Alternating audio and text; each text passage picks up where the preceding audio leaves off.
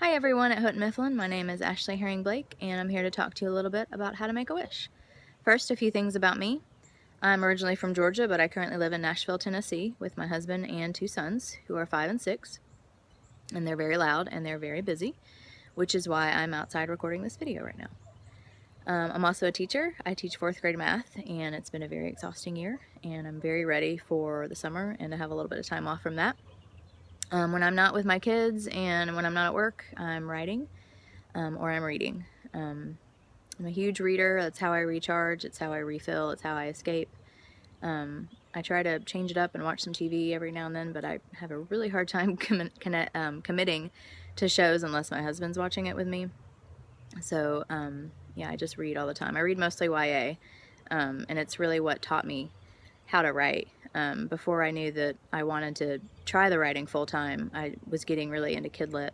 I started off as middle grade. The first book I ever wrote was a horrible, horrible middle grade contemporary that no one will ever see.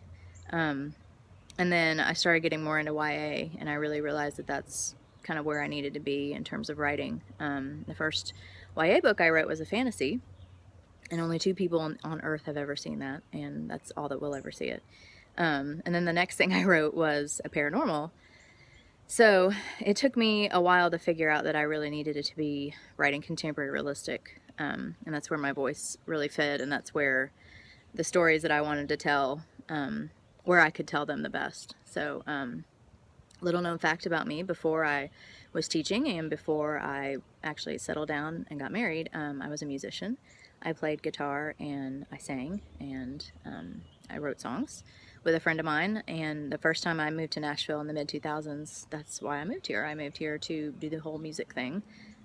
Needless to say, it wasn't very sustainable, and eventually I had to go to get an actual job rather than just working at Starbucks and doing gigs on the weekend. But it was really fun while it lasted, and I still do sing a little bit, just you know, writing stories, and form of fiction is obviously now much more my thing, and definitely what I want to focus on right now. So anyway, the book, How to Make a Wish. How to Make a Wish is a book that I've been thinking of for a couple years, actually. The first scene with Grace and her mother in the car, I actually wrote that for the first time in 2014 while I was querying agents with Suffer Love. I just needed something to distract me, and I needed to start on something else, so I wrote that scene, which was actually inspired by a friend of mine who told me a very similar story about her own mother, and her relationship with her mother. That one summer, her and her sister went to see their father for the summer, and when they came back, their mother had moved them into their house with her new boyfriend, like without telling them, without any warning whatsoever. Just packed them all up while they were gone and moved them. So I just found that really fascinating, and kind of just the dynamic between mother and daughter, and for my friend's case, both of her and her sister. And her story was very different, obviously, from what Grace's ended up being in How to Make a Wish, but that story just kind of sparked the whole thing. And so that scene, nothing really happened more with it in book form, but I never really forgot about it. And I've always been really fascinated by that kind of, I guess toxic is the right word, relationship between a mother and a daughter. But how, you know, love and commitment and just family plays into that. So I knew it was always something I really wanted to explore more. And so then I guess fast forward about a year, a little over a year, and Suffer Love is sold, and I'm thinking about what to write next. And I knew I really wanted to write a book for queer girls, really. I wanted to write a book with a bisexual main character who was not confused, and who really knew who she was in terms of that identity. And so Grace and Maggie really just kind of came to mind to fit that story. And so I pulled that scene back out, and I made some changes, and what I felt like Grace's story needed to be based on who she was in my head, in terms of being a queer girl, but also a pianist, and also the daughter of a mother like Maggie. And then a few different sources, I got a lot of the rest of How to Make a Wish. Luca And the setting of the beach setting was actually stolen from a manuscript that I wrote before How to Make a Wish. No, I'm sorry, before Suffer Love. And it was a book that it was one of those that I worked on that kind of helped me figure out, oh, I need to be writing contemporary. But I knew nothing really ever needed to happen with it in terms of querying it or whatever. But from that book, I really loved Luca and the character that I made in him. I think he's kind of adorable and sort of delightful. So I stole him and I put him in How to Make a Wish as Gracie's best friend. And the setting was actually a Florida beach setting. But I really wanted Grace to be near New York and, you know, in driving proximity. So that's why I put her in Maine. And I'm really fascinated kind of with the Maine coast and all of that. So really How to Make a Wish is kind of an amalgam of several different stories. Grace's voice I actually got from a short story I wrote about a year ago. That just the main character who was nothing in the same kind of situation as Grace, but was just a very angry and too much on her shoulders kind of teenager. And I just loved her voice and how it was slightly snarky and kind of a smartass, really.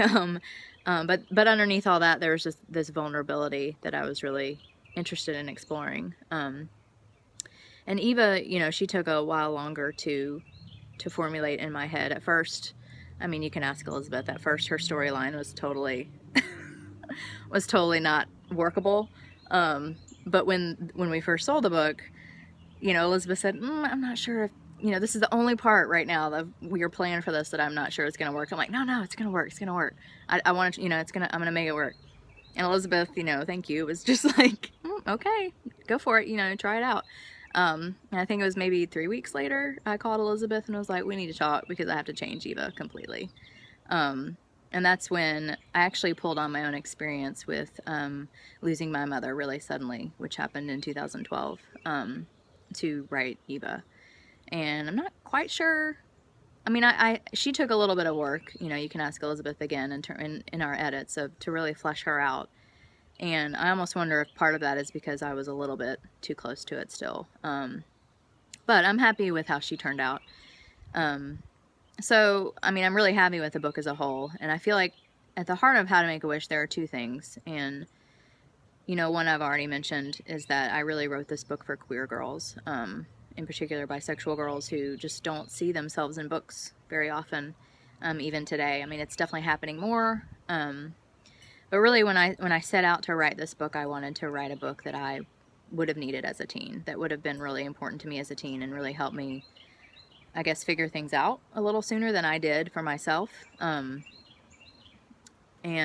that's really at the heart of this book for me. I hope everyone who reads it enjoys it, boys, girls, gay, straight, lesbian, bisexual, you know, ace, whatever. I hope everyone enjoys it and finds something in it that they can really connect with. But this is kind of my ode to queer girls, and I hope that it's something that means a lot to them. And the second thing really at the heart of the book is Grace and Maggie, and that mother-daughter relationship, and I guess showing that